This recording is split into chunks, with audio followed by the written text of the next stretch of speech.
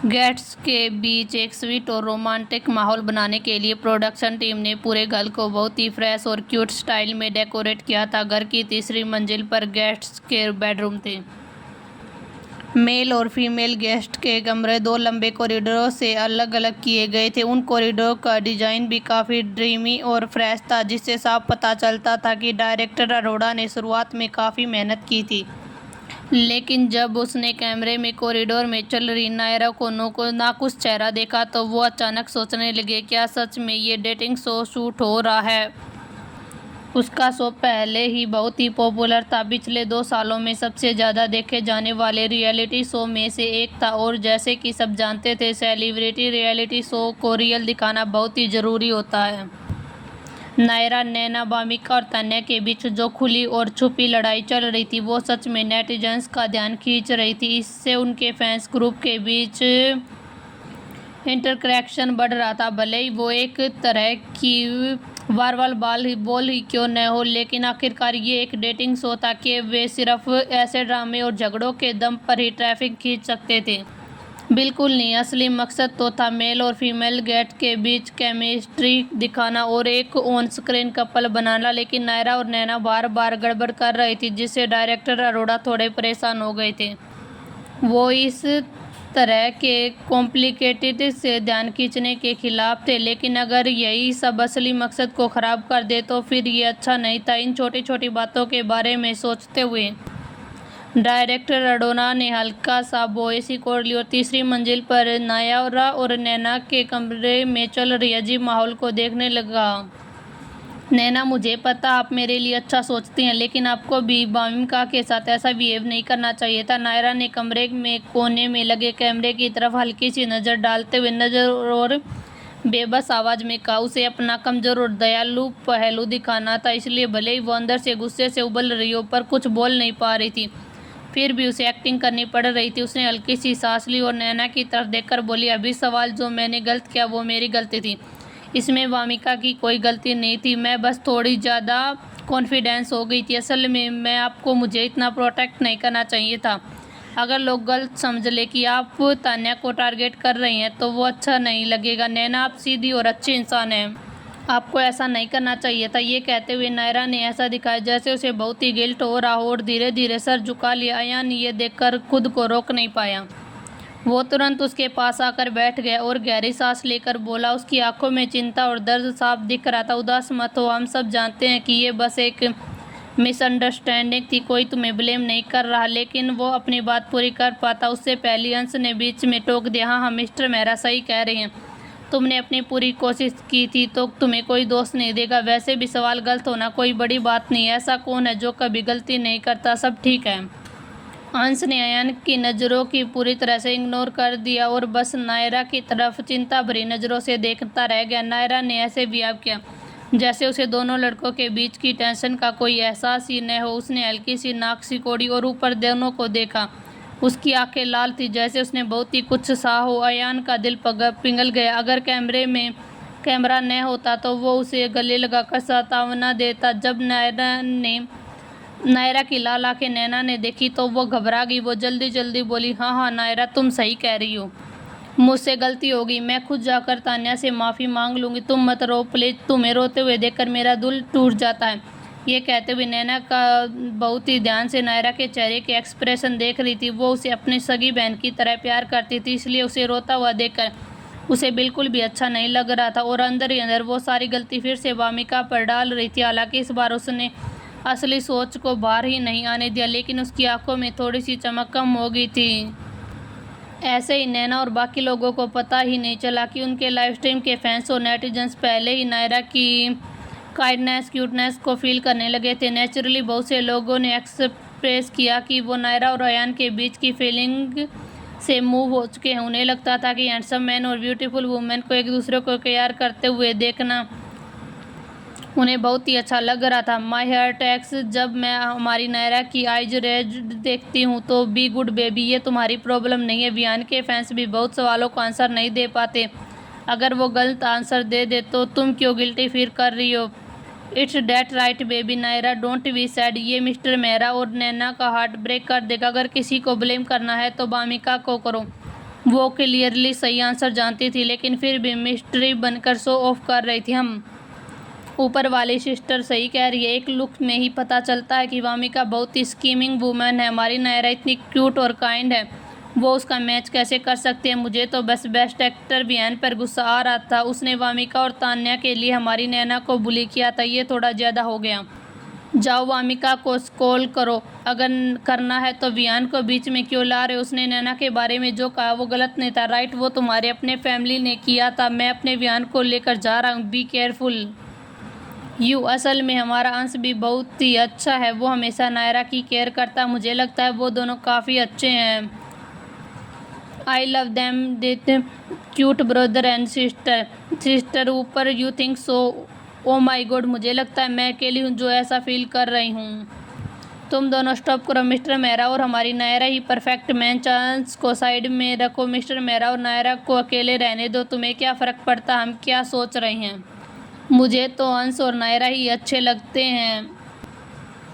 उस मोमेंट पर नायरा का लाइव स्ट्रीम अलग अलग फैमिलीज के फैंस से भर चुका था। पूरा सीन एकदम अच्छा हो गया था।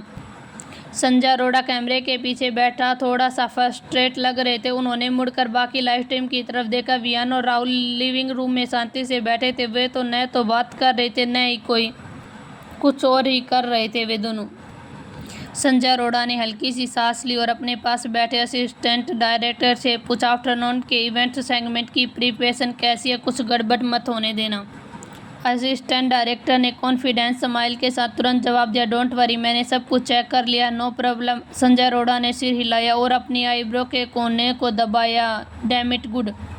बात करते करते उन्होंने कुछ याद आया। उसने अपने असिस्टेंट से वामिका का लाइव स्ट्रीम ऑन करने को कहा। उसने क्यूरियस होकर पूछा, काफ़ी देर से वामिका और तान्या की कोई खबर नहीं है, वो क्या कर रहे? असिस्टेंट डायरेक्टर ये सुनते ही थोड़ा ऑकवर्ड स्माइल कर बोले, ये बैकयार्ड में छुपा कर रहे हैं, छुप कर खा रहे। ओके, कुछ मत बोलो, मैंने खुद देख लिया। संजय अरोड़ा ने हेल्पलेस होकर सांस भरी। उसने लाइव स्ट्रीम में दिख रहे दो सिरों को देखा और बोला, वामिका तब तक चैन से नहीं रहती जब तक मेरे लिए कोई ट्रबल क्रिएट न कर दे। रूम की ग्रीनरी बहुत ही खूबसूरती से डेकोरेट की गई थी और बैकयार्ड में बहुत सारे फ्रेश फ्रूट्स और वेजिटेबल थे जिन्हें तोड़कर खाया जा सकता था। तान्या पहले वामिका को उस होटल टाइल लिविंग रूम से बाहर ले जाना चाहती थी, लेकिन जैसे उसने बैकयार्ड में चमकदार फ्रूट और वेजिटेबल को देखा, दोनों की आंखें चमक उठी। वामिका ने पिंक पेंडेंट फेस के अंदर से हाथ बढ़ाया, तान्या को एक बड़ा सा टमाटर दिया। उसके ब्राइट और चेहरे पर रेयर जॉय को रिफिल दिख रहा था। ओके, अब ओवरबोर्ड मत चलते हैं, चलो वापस चलते हैं। वामिका के कपड़ों से भरे इतने सारे फ्रेश फ्रूट को देखकर तान्या ने लिप्स स्विच करते हुए लगे। उसने अम्यूज होकर वामिका को देखा और सीधी बोली, वामिका दी, ये तो पूरा ओवरबोर्ड है। डायरेक्टर अरोड़ा बाद में बाहर आकर हमें कोई कंपनसेशन तो नहीं मांगेंगे ना? मेरे पास पैसे नहीं हैं। यह सुनकर वामिका ने नीचे अपने उठाए हुए सामान को देखा। जैसे जब जाकर उसे एहसास हुआ कुछ गड़बड़ है। उसने गिल्टी होकर अपने सुंदर नाक को टिप को हल्के से छुआ। मैं सबके लिए फ्रेश समर ड्रिंक्स की प्रिपेयर कर रही हूँ, इतना भी ज़्यादा नहीं है। डायरेक्टर अरोड़ा बहुत ही काइंड और जेनरस है, वे कुछ नहीं कहेंगे। चलो। वामिका ने कैमरे की तरफ प्लेफुली देखा और अच्छे बच्चे जैसे बिहेव करने का नाटक किया। वामिका का ये व्यू सुनकर तान्या को लगा कि उसकी वामिका की बात गलत नहीं है। उसने सिर हिलाया और वामिका को कॉन्फिडेंस लुक दिया। डायरेक्टर अरोड़ा, जो कैमरे के पीछे बैठकर कुछ बोल ही नहीं रहे थे, अचानक ही उन्हें गुड पर्सन कार्ड मिल गया था। उन्होंने काइंड और जेनरस कहा गया था। वे भी स्पीचलेस हो गए। वामिका अपनी लंबी टांग उठाकर फेस के बाहर कदम रखने ही वाली थी, लेकिन उसके हाथ कपड़ों से भरे फ्रूट्स को संभाल रहे थे। तभी उसके राइट फुट के हाई टॉप कैनवस शूज की लेस पता नहीं कब लूज हो गई। उसका लेफ्ट फुट पहले ही फेस से बाहर था। जैसे ही वो दूसरा पैर टमाटर की झाड़ियों से निकलने ही वाली थी, सफ़ेद सूले साइड के पत्तों में फंस गई। वामिका को इतनी इसकी उम्मीद नहीं थी। अचानक सा उसका बैलेंस बिगड़ गया। वामिका शॉक होगी, उसे लगा वो तो गई काम से। तान्या जो उसके से 2 कदम दूरी पर थी, घबराकर बोली, वामिका दी, बी केयरफुल। जैसे ही वामिका को लगा आज वो बहुत ही जोर से ज़मीन पर गिरने वाली है, तभी अचानक से पीछे से एक टॉल फिगर दौड़कर आया और ज़मीन पर गिरने से पहले ही वामिका के पूरे अपर बॉडी को पकड़ लिया। वामिका इतनी डर गई थी कि उसकी आंखें बंद कर ली थी। गिरते वक्त वो ये तक सोच नहीं पा रही थी कि वो डायरेक्टर अरोड़ा के शो की पॉपुलैरिटी बढ़ाने में क्या करेगी। आज वो ज़रूर एक नंबर ट्रेंडिंग टॉपिक बनने वाली थी, लेकिन चीज़ें वैसी नहीं हुई जैसे उसने सोची थी। जिस पेन की उसने उम्मीद की थी वो नहीं हुआ, बल्कि वो एक बहुत ही स्ट्रॉन्ग चीज़ से टकराई। एक जानी पहचानी खुशबू उसके नाक से में आई। वामिका को लगा कि उसने ये खुशबू पहले कहीं सूंघी है। वामिका, तुम ठीक हो? तुम्हें कहीं चोट तो नहीं लगी? क्या तुम खड़ी हो सकती हो? वियान ने वामिका को होश में वापस लाया। उसने आंखें खोली और वियान की ब्यूटीफुल आंखों से नजरें मिली तो तारों की तरह साफ थी। वो थोड़ी देर के लिए उसकी आंखों में खो गई, फिर बोली, मैं ठीक हूँ। कैसी ठीक हूँ वामिका? तुम्हारे काफ पर कट लग गया, ब्लीडिंग शुरू हो चुकी है। क्या मैं किसी को बुलाकर लाती हूँ? तान्या जल्दी से उसके पास आ गई।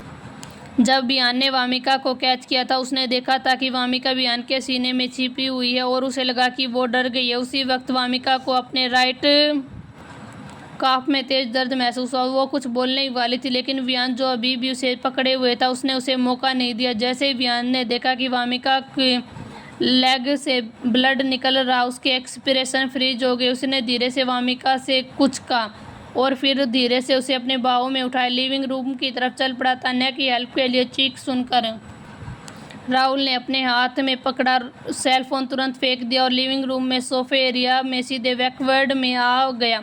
वहां पहुंचते उसने देखा वियान वामिका के उठाए हुए। प्लीज मेक वे, वियान ने उसके पास से गुजरते हुए लो वॉइस में कहा। राहुल तब जाकर होश में आया। उसने अपने सूखे होठों को हल्का सा लीक किया और तान्या से चिंतित होकर पूछा, क्या हुआ? वामिका गिर गई क्या? तान्या ने हल्का सा सिर हिलाया और जवाब दिया, वामिका दी का शूलेस में पैर फंस गया और उनके लेस फैंक से स्क्रैच हो गया। राहुल सर, प्लीज डायरेक्टर को बुला ला और प्रोडक्शन टीम के डॉक्टर को भी जल्दी से भेजो। क्यों, मैं अभी आता हूँ। राहुल ने बिना हिचकिचाई हामी भर दी, लेकिन उसके हैंडसम ब्रोच हल्के से सिकुड़ गई। इधर वियान द्वारा लिविंग रूम में लाए जाने के बाद वामिका आखिरकार पूरी तरह से होश में आई। उसने वियान के साइड प्रोफाइल की तरफ देखा और जल्दी से बोली, एक्चुअली मैं ठीक हूँ, मैं खुद चल सकती हूँ। वियान, मुझे नीचे उतारो। अपनी आंखों के कोनों से अपने ग्लास डोर में अपनी और वियान की झलक देखी। वामिका एक पल के लिए स्टन होगी।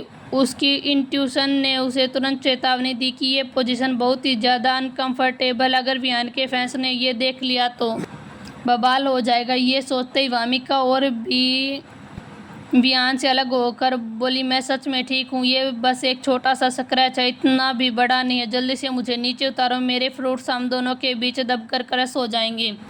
Don't move. हम लगभग पहुंच गए। वामिका अपनी आखिरी रिमाइंडर पूरा भी नहीं कर पाई क्योंकि वियान ने उसे इग्नोर कर दिया। वियान जैसे ही जल्दी से लिविंग रूम में वापस आया और उसे धीरे से सोफे पर बैठाया, तब जाकर वामिका ने ऑकवर्ड होकर अपने कपड़ों से भरे सामान को नीचे रखा। वियान ने वामिका की इस गिल्टी और ऑकवर्ड मूवमेंट पर ध्यान नहीं दिया। वो उसके सामने बैठ गया और लड़की के एक फेयर और स्लेंडर कफ पर बहुत ही खून वाले बुढ़ को देखने लगा। ये देखकर वियान का दिल हल्का सा भारी हो गया। उसने हाथ बढ़ाकर वामिका के पैर को हल्के से पकड़ा। बिना ऊपर देखे उसने इस स्क्रैच के अलावा कई एंगल स्प्रेन को नहीं छुआ। ऐसे पिंच करने से पेन हो रहा था। वियान ने सीरियसली एक्सप्रेशन को देखकर वामिका थोड़ा सा शॉक हो गई। उसने अपनी कैजुअल एटीट्यूड को तुरंत समेटा, ध्यान से फील किया, फिर हल्का सा सिर हिलाकर, ज़्यादा दर्द नहीं हो रहा। वामिका के चेहरे पर ज़्यादा दर्द न देखकर वियान ने राहत की सांस ली। पीछे से आते कदमों की आवाज़ सुनकर वो खड़ा हो गया और डॉक्टर और डायरेक्टर के लिए जगह बना दी।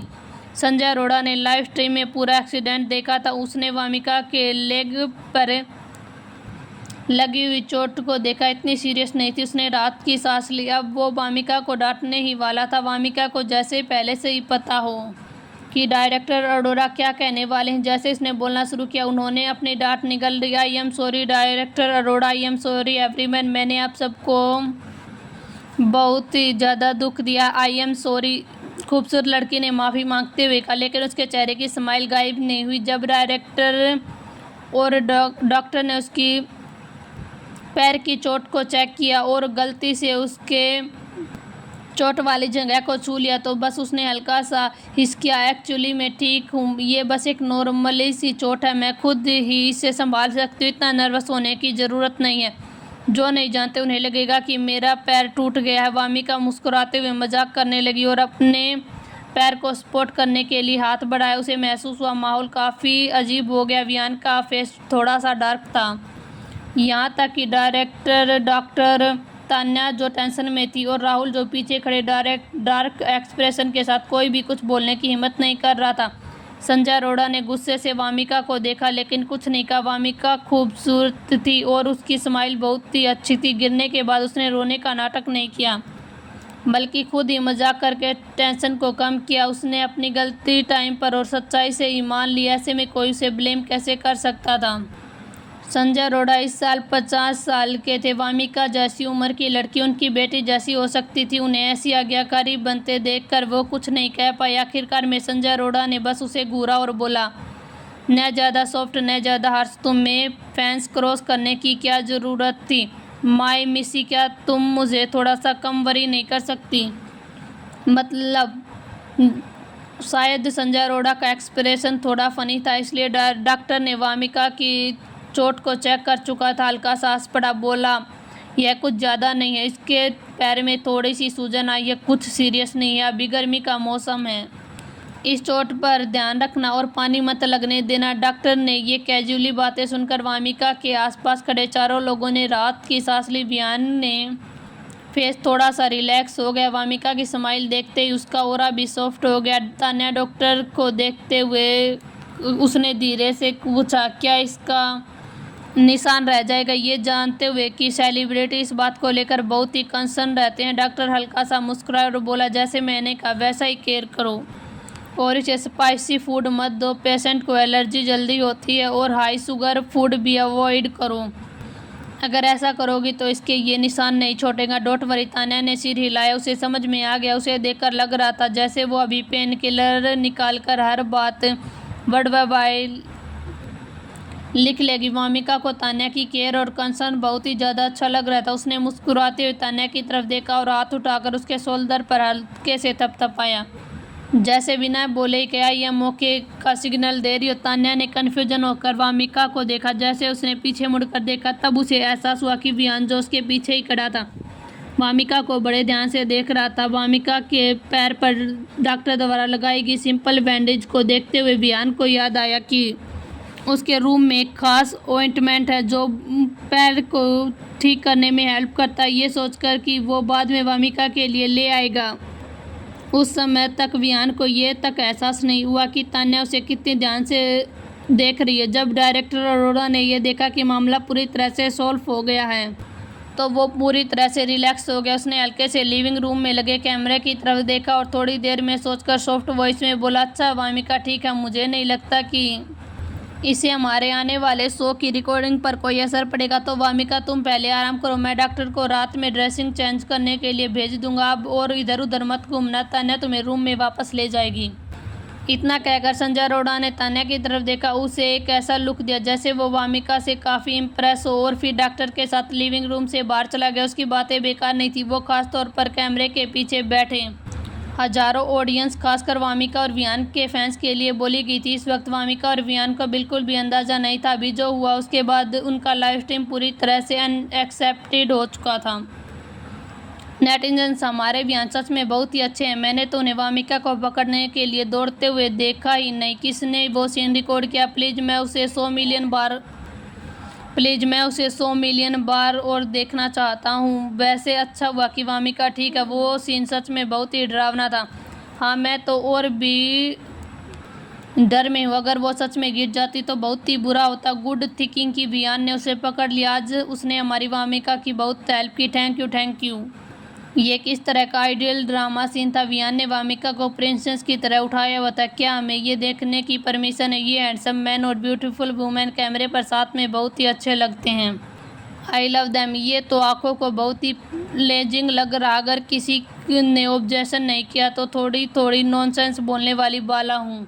वामिका और वियान परफेक्ट मैच है। मैंने तो उनके फ्यूचर रिलेशन का कॉम्बिनेशन नेम भी सोच लिया है। मैं तो वियान से रिक्वेस्ट करना चाहती हूँ कि वो हमारी वामिका के साथ एक ड्रामा करे, मुझे भी ये जानकर बहुत ही अच्छा लगेगा।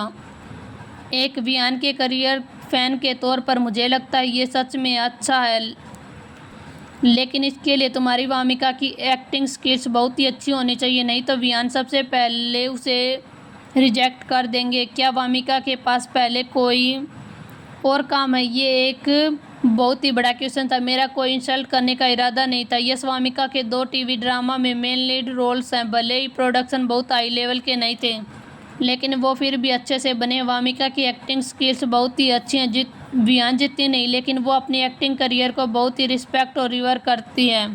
मैं अपने सिर की कसम खाकर कह सकता हूँ कि वामिका की एक्टिंग स्किल्स बहुत ही अच्छे। ऊपर वाले वामिका के फैंस इतने फनी मत बनो। क्या तुम सच में सोचते हो कि तुम्हारी वामिका हमारे ब्रदर वियान के साथ काम कर सकती है? जरा अपना स्टेटस देखो और ये ड्रामा बंद करो। और तुम कह रहे हो कि वामिका और ब्रदर वियान अच्छे हैं। क्या तुम सच में ब्लाइंड हो? वामिका तो बिग ब्रदर के जूते उठाने के भी लायक नहीं है। पहले तो सिर्फ वामिका ही हमारे वियान की पॉपुलैरिटी का फ़ायदा उठा रही, तब तुम जैसे फैंस भी उसके पीछे पीछे आना चाहते हो। सच में तुम लोगों में बिल्कुल भी शर्म नहीं है। तुम सब बिल्कुल वामिका जैसे। मुझे नहीं लगता अभी जो भी हुआ था वो एक्सीडेंट था। वामिका बस स्किनिंग कर रही थी ताकि वो हमारे वियान के करीब आ सके। डिस्टेंसिंग दूर रहो वामिका, हमारे वियान से दूर रहो। वियान की फ़ैन बेस बहुत ही बड़ी थी और उसमें अलग अलग नेचर के लोगों की रेंज थी। ज़्यादातर समझदार और परिपक्व वयस्क फैंस के अलावा ऐसे कई युवा फैंस भी थे जो मानसिक रूप से उतने परिपक्व नहीं थे। ये बचपने से भरे और जल्दबाज थे। ये जरा सी बात पर लोगों को डांटने लगते थे। ऐसे फैंस को आमतौर पर बेवकूफ फैंस कहा जाता था। उदाहरण के लिए वह व्यक्ति जिसने लाइव स्ट्रीम में वामिका और उसके फैंस को गालियां देते हुए लंबा भाषण पोस्ट किया था, वो उसी तरह का फैंस था। खुशकिस्मत से वियान को इस समय ऐसे कमेंट्स के बारे में पता नहीं था। अगर बाद में उसे पता चलता तो वह चाहे कुछ भी हो जाए लाइव स्ट्रीम करके अपने फैंस से बात ज़रूर करता। वियान कभी भी उन लोगों को खुद से को उनका फैंस बताते हैं और अपने प्यार करने वालों लोगों को चोट पहुंचाते हुए नहीं देख सकता था। लाइव स्ट्रीम में बहस लगातार चलती रही क्योंकि वामिका के फैंस भी किसी से कम नहीं थे। वे कोशिश कर रही थी कि गलती से अपने ही दोस्तों को चोट न पहुंचा दे, लेकिन साथ ही पूरे जोश के साथ जवाब भी दे रहे थे। कुछ ही देर में वामिका की लोकप्रियता ट्रेंडिंग लिस्ट में सबसे ऊपर पहुंच गई। वामिका को ये भी नहीं पता था कि गिरने के बाद भी वह वियान के साथ ट्रेंडिंग में पहुंच चुकी है। समीर तो लगभग पागल हो गया था जब उसने ट्रेंडिंग लिस्ट में वामिका और वियान से जुड़े हुए कई एंट्री देखी। सच में अगर वामिका मुसीबत न खड़ी करे तो वह वामिका ही नहीं। दोपहर के 2:30 बजे डायरेक्टर अरोड़ा ने सभी मेहमानों को समय पर कमरे से आने वाले लॉन में इकट्ठा किया। दोपहर का मौसम अभी भी काफ़ी गर्म था, लेकिन सुखद था। कभी कभी ठंडा हवा का झोंका हरे भरे लॉन और स्विमिंग पूल के ऊपर से गुजर जाता, जिससे माहौल थोड़ा सा ताज़ा लगने लगता। संजय अरोड़ा ने सामने खड़े मेहमानों को देखा, हल्का सा मुस्कुराया और कहा, गुड आफ्टरनून मेरे दोस्तों, आज के हमारे नए सेगमेंट में आपका स्वागत है। शारीरिक तालमेल की बड़ी परीक्षा। ये कहते हुए संजय अरोड़ा ने अचानक अपना हाथ उठाया और सबको अपने पीछे लगे गेमिंग उपकरणों की ओर देखने का इशारा किया। मेहमान उत्सुक होकर उसे देखने लगे। सबके चेहरे पर शरारती मुस्कान थी। वह एक साथ माइक्रोफोन पकड़ने वाला हाथ वापस खींच लिया। वे आगे बोले, हमारी यह शारीरिक तालमेल की बड़ी परीक्षा 3 चरणों में बांटी जाएगी। पहला चरण कुल मिलाकर काम करना। इसमें 2 लोगों के साथ मिलकर लकड़ी के पुल को पार करना होगा, लेकिन पुल पर केवल 2 ही पैर दिखाई देने चाहिए। पुल को तेजी से पार करते समय आपको अपने सिर के ऊपर लगे फूलों की टोकरी से फूल इकट्ठा करने होंगे। पहले चरण के अंत में जो टीम सबसे ज़्यादा फूल लेकर आएगी उसे 1 अंक अतिरिक्त मिलेगा। तान्या को ऐसे रियलिटी शो देखना बहुत ही पसंद था। वे बहुत ही मज़ेदार और मनोरंजक होते थे, इसलिए डायरेक्टर अरोड़ा ने गेम समझाने से पहले ही उसने वामिका को धीरे से खींचकर कहा, डायरेक्टर अरोड़ा, इतना सब सिर्फ इसलिए कह रहे हैं ताकि हम एक दूसरे से लड़े और बेवकूफ़ बने ना। मुझे ये सब ट्रिक्स पता है, लेकिन ये नहीं पता कि जीतने पर मिलेगा क्या। वामिका के दाहिने पैर में अभी भी हल्की सी चोट थी, इसलिए वह अकेली मेहमान थी जो कुर्सी पर बैठी थी। उसने थोड़ा सा झुककर तान्या की बात सुनी और हल्के से मुस्कुरा दिया। वाक्य झोंके से उसके लंबे बाल और कपड़ों का किनारा लहराया, जिससे वह बहुत ही कोमल लग रही थी। डायरेक्टर अरोड़ा द्वारा पहले बताए गए रहस्यमय गिफ्ट की याद करते हुए वामिका की मुस्कान और भी शरारती होगी। उसने धीमी आवाज़ में कहा, मुझे लगता है कि मैं समझ गई हूँ कि डायरेक्टर अरोड़ा का गिफ्ट क्या है। तुम भी उसमें शामिल हो सकती हो और उसमें ज़रूर कुछ ऐसा होगा जो तुम बहुत ही चाहती हो। ये कहते हुए वामिका के सामने खड़े लंबे और हैंडसम वियान की ओर देखा। वामिका की बात समझ न पाकर तान्या हल्का सा वॉइस चढ़ाने लगी। तभी वह कुछ पूछने ही वाली थी कि संजय अरोड़ा ने उसे बीच में रोक दिया। ठीक है, मैंने अगले 2 राउंड के नियम भी बना दिए। अब बारी हमारे सबसे महत्वपूर्ण हिस्से की ग्रुप बनाना। यह सुनकर कि फिर से ग्रुप बनेंगे, नैना ने गंभीरता से वामिका और वियान की ओर देखा। सबसे पहले कहा कि चूंकि हम दोपहर में फिजिकल गेम खेलने वाले हैं, मैं सुझाव देता हूं हम निष्पक्ष तरीके से ग्रुप बनाएं। चलो चिट्ठियां निकाल लेते हैं। सबसे पहले निष्पक्ष तरीका है। जब संजय अरोड़ा ने यह सुना तो वह हल्के से हंसा और नैना की ओर देखा। उसने सिर हिलाते हुए तुरंत जवाब दिया, बिल्कुल, सुबह मैंने सभी को अपनी मर्जी से ग्रुप बनाने को कहा था क्योंकि हम सिर्फ आसान गेम खेल लेते, लेकिन अब बात अलग है। निष्पक्षता के लिए चिट्ठियां निकालना ही सबसे अच्छा तरीका है। ये कहते हुए संजय अरोड़ा ने पहले स्टाफ से ड्रॉ के लिए बॉक्स मंगवा लिया। नैना की आंखों का भाव बदल गया। उसने सोचा था कि अगर वह पहले चिट्ठी निकालेगी तो उसके पास वियान को पाने का अच्छा मौका रहेगा, इसलिए वह अपनी हाई हील्स पहनकर आगे आई जैसे उसे बिल्कुल भी फर्क नहीं पड़ता हो बाकी लोग उसके बारे में क्या सोच रहे हैं। वही मौजूद मेहमान स्वाभाविक रूप से शालीनता और विनम्रता पर ध्यान देते थे, लेकिन इस समय वैरायटी शो के लाइव स्ट्रीम में मौजूद नेटिजन्स इतने सभ्य और प्यारे नहीं थे। उन्हें मौका मिलते ही तंज कसना शुरू कर दिया। ऐसा लग रहा था जैसे वे दुनिया में थोड़ा हंगामा मचाने चाहते हैं। हाँ, क्या नैना मुझे हंसा कर मानना चाहती है? क्या वह अभी भी सुबह के लिए रह जाने वाली बात को लेकर इतनी सोच में है? मुझे तो अभी उसके दिमाग में क्या चल रहा साफ साफ समझ आ रहा है। क्या उसे लगता है कि पहले चिट्ठी निकालने से उसे वियान मिलेगा? इतनी बेवकूफ़ कैसे हो सकती है? क्या हमें उसे बताना चाहिए कि जब उसे चिट्ठियों पर लिखे नंबर भी नहीं पता तो पहले और आखिरी निकालने में संभावना बराबर होती है? नहीं, अब मुझे हंसी नहीं रोकी जा रही। वो घास पर हाई हील्स पहन कर क्यों चल रही है? कुछ फैंस अपनी हद पार मत करो, ठीक है? क्या हमारी नैना ने तुम्हारा कुछ बिगाड़ा? इतना जहरीला होने की क्या जरूरत है? सॉरी सिस्टर, हम नैना की पर्सनैलिटी टारगेट नहीं कर रही। हम बात ऐसे लोगों को पसंद नहीं करते जो बेवकूफ़ हो और सबके सामने चालाकी दिखाने की कोशिश करे। तुम बस करो, चुप रहो। मैं देखना चाहता हूँ कि वियान किसे चुनता है। सबसे अच्छा होगा अगर वह वामिका हो, नहीं तो तान्या भी ठीक। अरे क्यों सिर्फ वही दो? क्या नायरा अच्छी नहीं है? एक प्यारी लड़की का बेस्ट एक्टर के साथ होना बुरा नहीं है। नायरा रहने दो। क्या तुमने नहीं देखा कि मिस्टर रयान उसे बहुत ही पसंद करते हैं? घोड़े को पानी तक ला कर देते हैं, लेकिन उसे पीने के लिए मजबूर नहीं कर सकते। उसे ज़बरदस्ती अपने आइडल के साथ जोड़ना ठीक नहीं है। तुम सही कह रहे हो, मैं समझ गया। वियान ने अपने हाथ में मौजूद नंबर 3 को देखा और कैमरे को दिखाने के लिए हाथ उठाया। फिर उसने सहज रूप से वामिका की ओर देखा, ये जानने के लिए उसे कौन सा नंबर मिला है। वो अपने हाथ में नंबर 1 की बॉल पकड़े वामिका ने धीरे से डायरेक्टर को बताया, मेरे पास नंबर 1 की बॉल है। अस, जो लगातार वामिका पर नजर रखे हुए था, तुरंत अपने हाथ की नंबर बॉल उठाकर खुशी से बोला, बहुत बढ़िया वामिका, मेरे पास भी 1 नंबर की बॉल। आज हम आखिरकार एक ही ग्रुप में होंगे।